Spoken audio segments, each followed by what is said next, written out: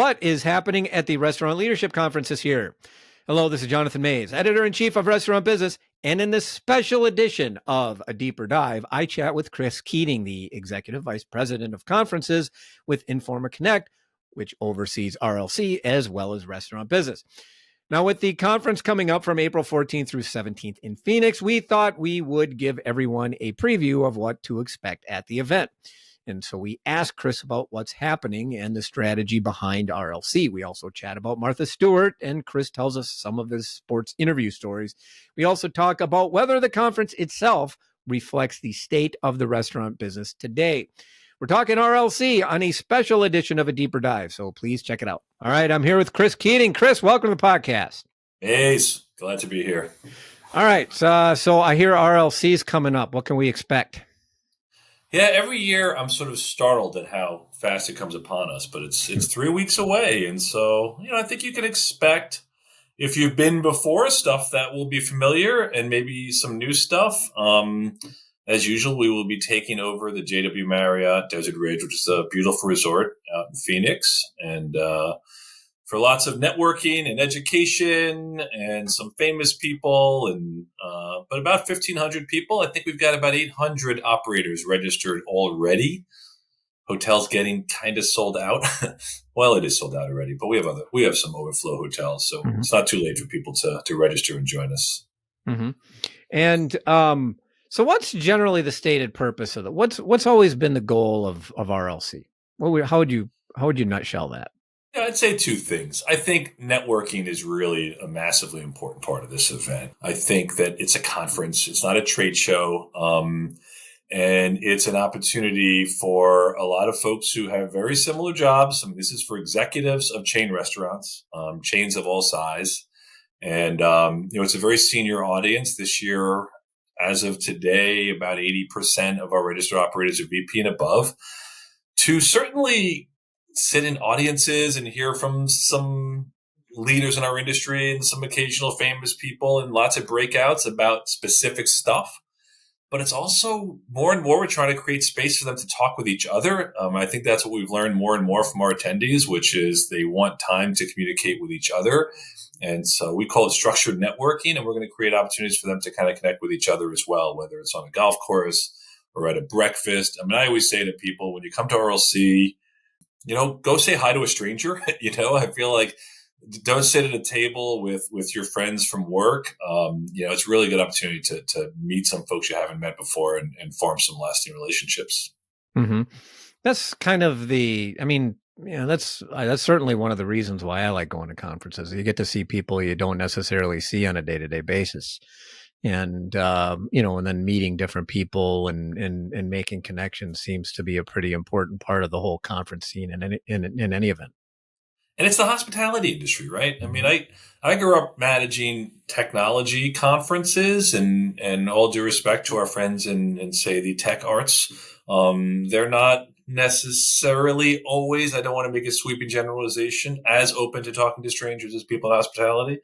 But this is, it is a business, right? What is a restaurant?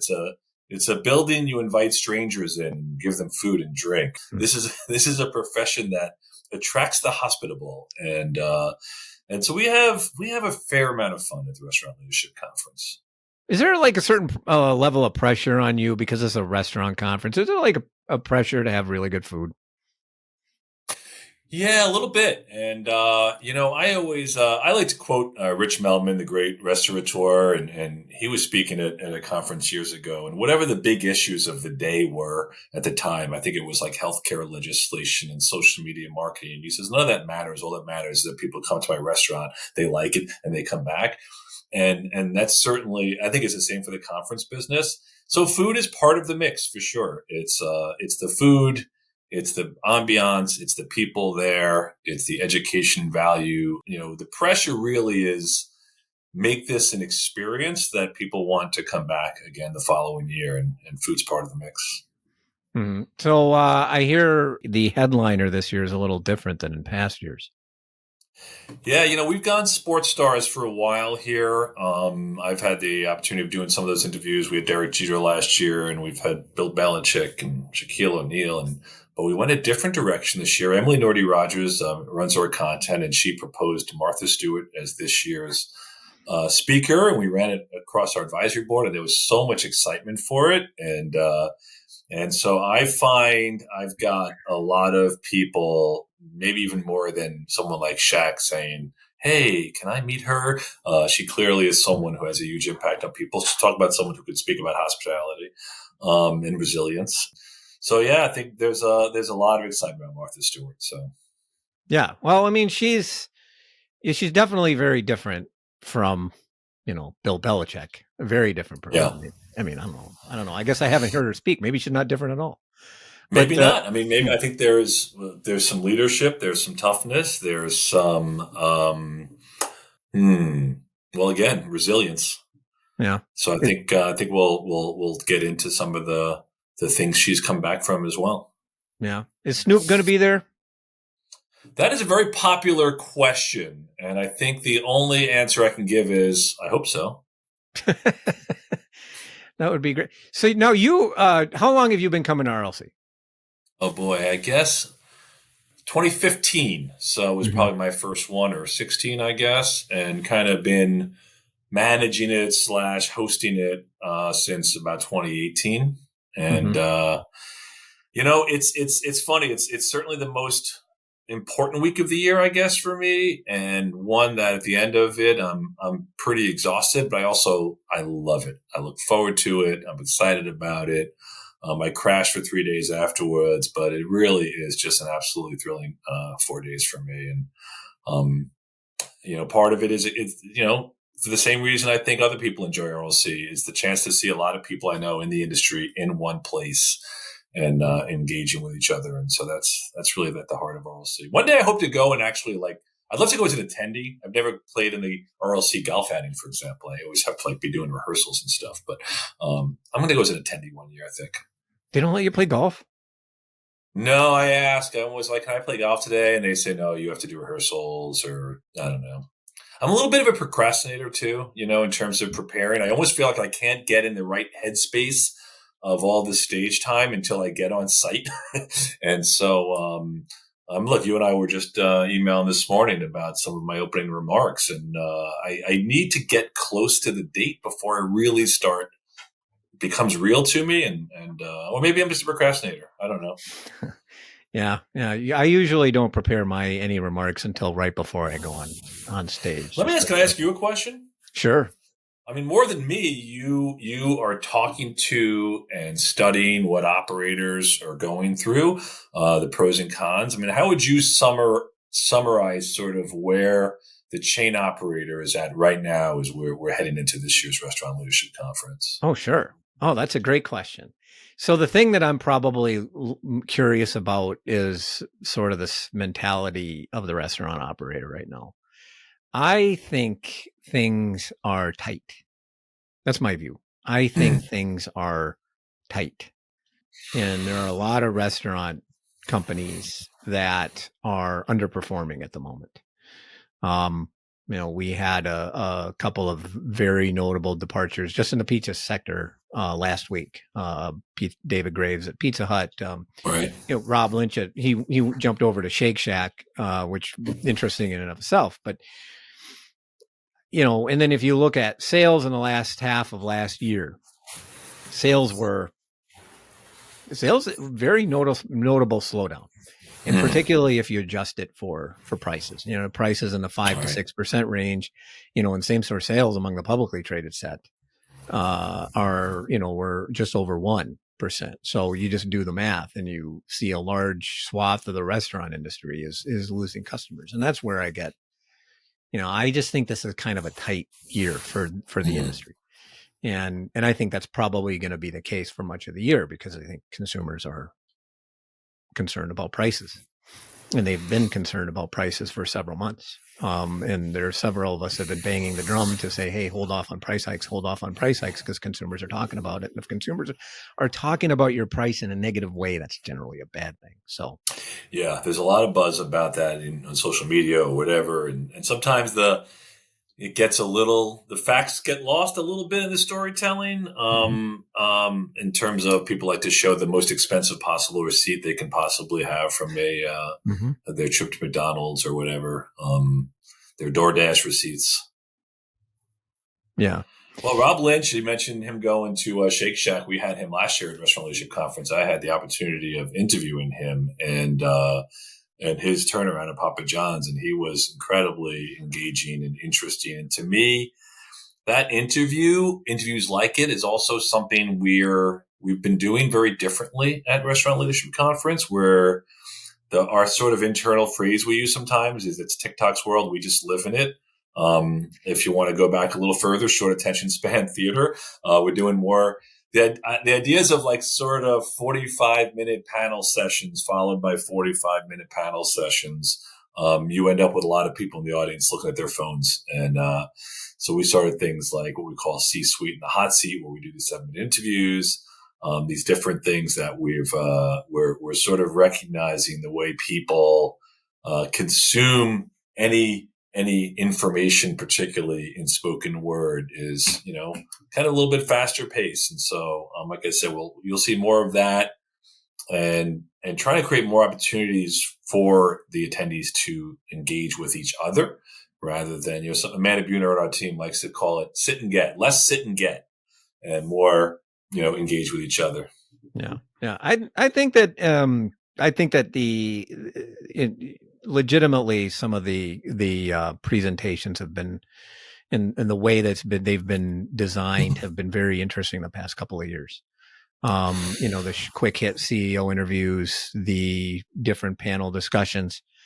Of course, I'm one of these people up on stage that, like you, that are navigating these quick interviews. And I think I did a game show last year, if I recall that correctly. That's right. And it just makes for it makes for a little bit more interesting content. And I think that Emily Nordy has brought some real energy on that front. For Would sure. you say that being a game show host was one of your childhood ambitions? None whatsoever. I had I couldn't stand to wear the jackets. You didn't see Chuck Woolery as your sort of ideal future job, or no, but maybe Gene Rayburn, perhaps. It I'm was dating great. myself now. Our younger audience will have no idea who these people are. I don't even know who those people are, and I knew some. Well, I knew some of them. No, not all of them. So now, do you typically find attendance of RLC will follow how well the restaurant industry is doing? I mean, like if you were to just take a look at RLC attendance from one year to the next, would you be able to theoretically guess how much industry demand there was or how the industry was doing? No, I don't think so. It's been pretty, we're the venue that we're at, there's 800 hotel rooms and, or so. We have a lot of overflow hotels. We've been at kind of our maximum capacity for a few years now. And so we do unfortunately have to turn people away. And so it's essentially kind of the same level every year. We did have, coming out of the pandemic, we didn't do a 2020 event, and then we did 2 RLCs in 4.5 months. We did one in December of 2021, and then back in our usual April dates in 2022. And we had fewer attendees by a bit, like more like 750 as opposed to like 900, but at both of them. So no, I feel like if the industry has challenges, that's maybe even when you go, right? I mean, certainly I always say that if any industry, if it figured everything out, all the media and conferences would go away, right? Because there's nothing to figure out. There are so many challenges in our industry and opportunities, right? They're the same thing sometimes.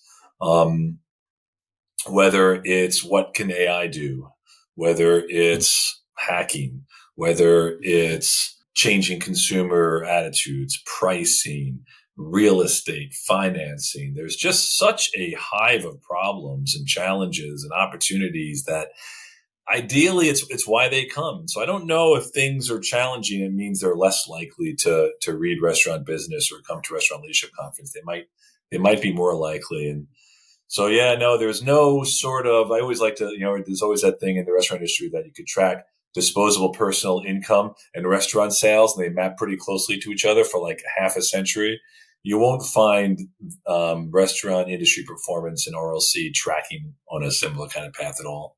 The industry does this, and we're kind of stay pretty much the same. Mm-hmm. Now, how can operators access the conference? Well, so this is what we call an invitation conference. You can't just simply register, nor can you buy a pass, but you can request an invitation. And if you go to our website and restaurantleadership.com, and you see where it says request an invitation, you can request one. And we are, pretty late in the stage. There's not a lot of spots left, but if you fit the profile of what we want our attendees to be, which is, the name, it says it in the name, right? This is for leaders of restaurants.